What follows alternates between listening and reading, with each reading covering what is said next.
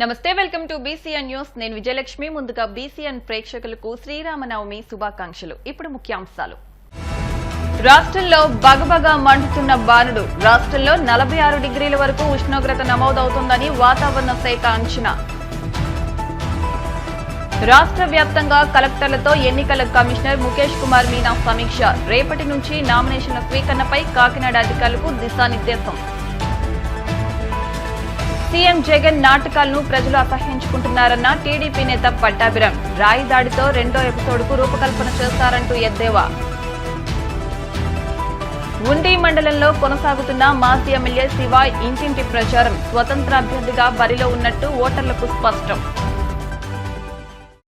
రాష్ట్రంలో బాణుడు బగబగలాడుతున్నాడు వడగాలుల తీవ్రత పెరుగుతోంది ద్రోణి ప్రభావంతో గత వారం రోజులుగా ఉష్ణోగ్రతలు కొంతవరకు తగ్గుముఖం పట్టినట్టు కనిపించినా మళ్లీ బాణుడి ప్రతాపం మొదలైంది మంగళవారం 88 మండలాల్లో తీవ్ర వడగాలులు వీచాయి అత్యధికంగా శ్రీకాకుళం జిల్లా కోవిలంలో 45.4 విజయనగరం జిల్లా తుమ్మికపల్లిలో 45.2 అనకాపల్లి జిల్లా రవికమతంలో 45.1 పార్వతీపురం మన్యం జిల్లా మక్కువలో 44.4 డిగ్రీల గరిష్ట ఉష్ణోగ్రతలు నమోదయ్యాయి రానున్న 4 రోజుల్లో శ్రీకాకుళం విజయనగరం పార్వతీపురం మన్యం కాకినాడ ఎన్టీఆర్ పల్నాడు నంద్యాల తదితర జిల్లాల్లో గరిష్ట ఉష్ణోగ్రతలు 44 నుంచి 46 డిగ్రీల వరకు నమోదయ్యే అవకాశం ఉందని వాతావరణ శాఖ తెలిపింది వృద్ధులు గర్భిణులు తగిన జాగ్రత్తలు తీసుకోవాలని సూచించింది ఉత్తర కోస్తా రాయలసీమలోని కొన్ని ప్రాంతాల్లో తేలికపాటి నుంచి మోస్తారు వర్షాలు కురవచ్చని అమరావతి వాతావరణ శాఖ అంచనా వేసింది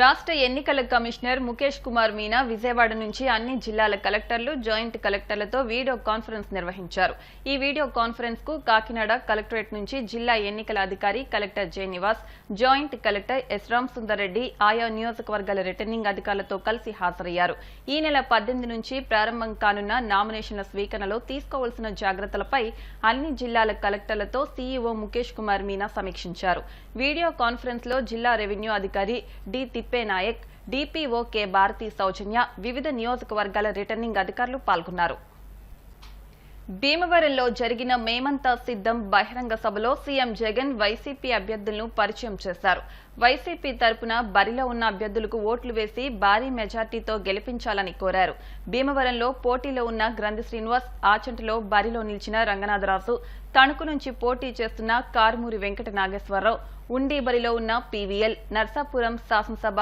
పార్లమెంటరీ నియోజకవర్గాల్లో పోటీ చేస్తున్న ముదునూరి ప్రసాదరాజు గూడూరి ఉమాబాలను భారీ మెజార్టీతో గెలిపించాలని ఓటర్లకు విజ్ఞప్తి చేశారు మీ ఎంపీ అభ్యర్థిగా నా చెల్లెలు మీలో ఒకరు అతి సామాన్యురాలు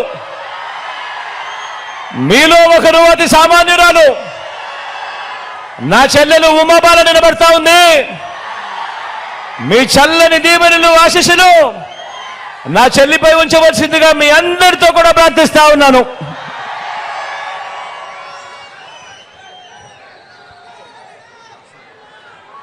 భీమవరం నుంచి మీ లోకల్ హీరో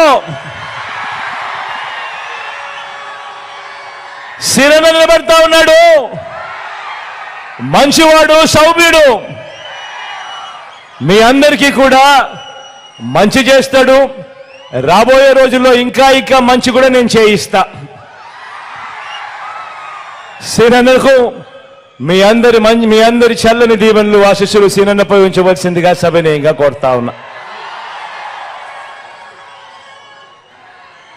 తాడేపల్లిగూడెం నుంచి కొట్టను నిలబడతా ఉన్నాడు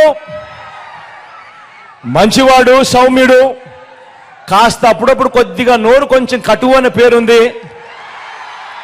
కానీ మనసు మాత్రం వెన్న మంచి చేస్తాడు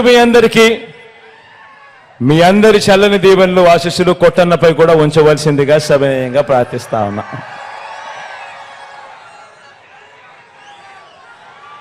ఆచంట నుంచి రంగరాజన్ నిలబడతా ఉన్నాడు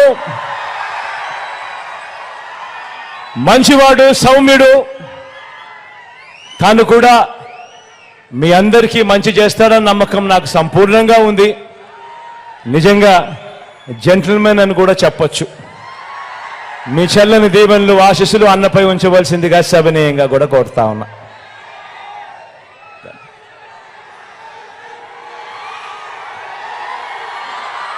ఉండి నుంచి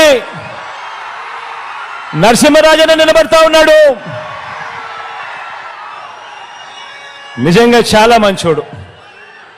దాని గురించి నేను ఎప్పుడూ అంటా ఉంటా, నరసింహరాజన్న మరీ అంత మంచితనం చాలా చాలా తక్కువ మందిలో ఉంటుందని. నరసింహరాజన్నను మీరు ఆశీర్వదించండి. మీ చల్లని దీవెనలు ఆశీస్సులు అన్నపై ఉంచవలసిందిగా ప్రార్థిస్తా ఉన్నా.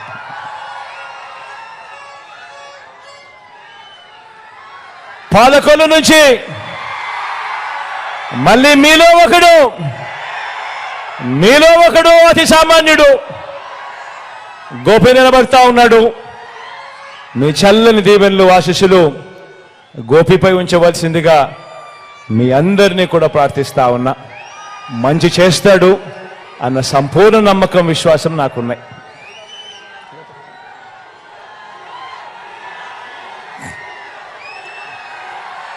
తణుకు నుంచి కారుమూరి నాగేశ్వరరావు నిలబడతా ఉన్నాడు. మనిషి గంభీరంగా కనిపిస్తాడు కానీ మనసు మాత్రం వెన్నే. మీ అందరి చల్లని దీవెనలు ఆశీస్సులు అన్నపై కూడా ఉంచవలసిందిగా సవినయంగా ప్రార్థిస్తా ఉన్నా.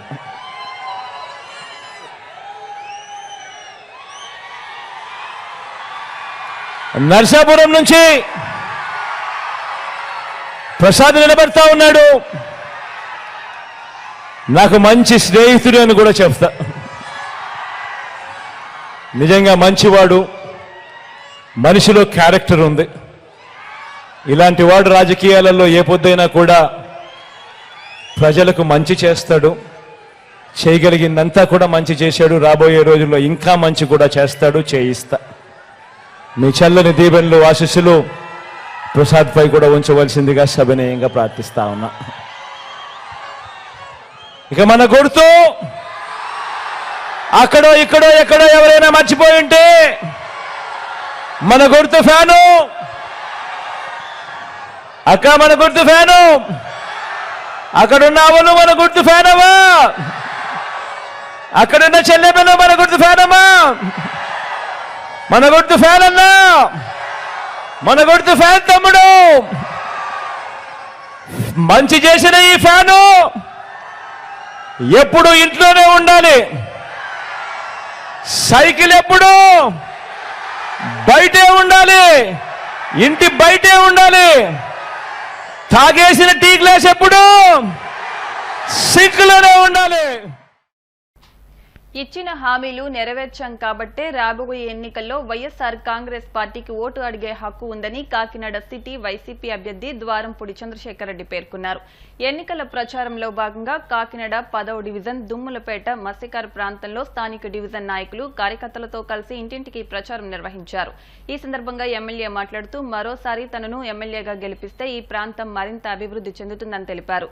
అదేవిధంగా ఈ నెల 19వ తేదీన కాకినాడ రూరల్ అచ్చంపేటలో జరగనున్న మేమంతా సిద్ధం బహిరంగ సభను విజయవంతం చేయాలని కార్యకర్తలకు పిలుపునిచ్చారు. ఈ కార్యక్రమంలో శాసనమండలి సభ్యురాలు కర్రి పద్మజ, డివిజన్ నాయకులు, కార్యకర్తలు పాల్గొన్నారు.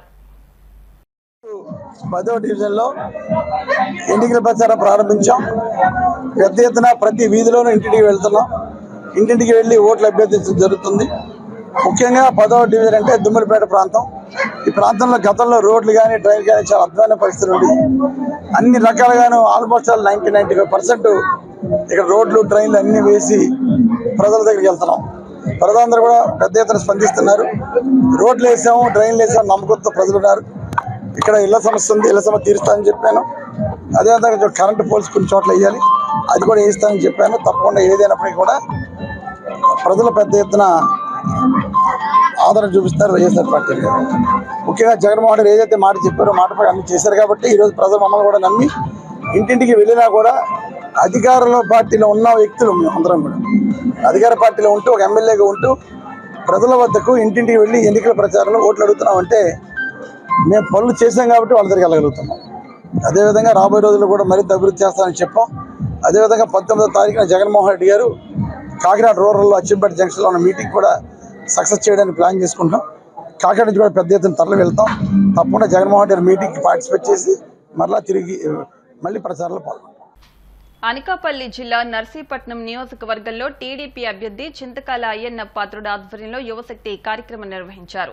ఈ కార్యక్రమంలో ముఖ్య అతిథులుగా అనకాపల్లి పార్లమెంట్ బీజేపీ అభ్యర్థి సీఎం రమేష్, టీడీపీ జాతీయ అధికార ప్రతినిధి పట్టాభిరామ్, వంగవీటి రాధాలు పాల్గొన్నారు. రాష్ట్రంలో కేవలం మన నర్సీపట్నంలో మాత్రమే యువశక్తి ఏర్పాటు చేశామని, యువతకు టీడీపీతోనే గుర్తింపు వచ్చిందని అన్నారు. సీఎం రమేష్ మాట్లాడుతూ అనకాపల్లి పార్లమెంట్లో యువత ఎక్కువ అని 10% అదనపు ఓటు బ్యాంక్ నమోదు చేసుకున్నట్టు తెలిపారు. చంద్రబాబు నిరంతరం యువత కోసం కంపెనీలు తిరిగి ఉద్యోగాలు తెచ్చిన నాయకుడు చంద్రబాబు అని అన్నారు.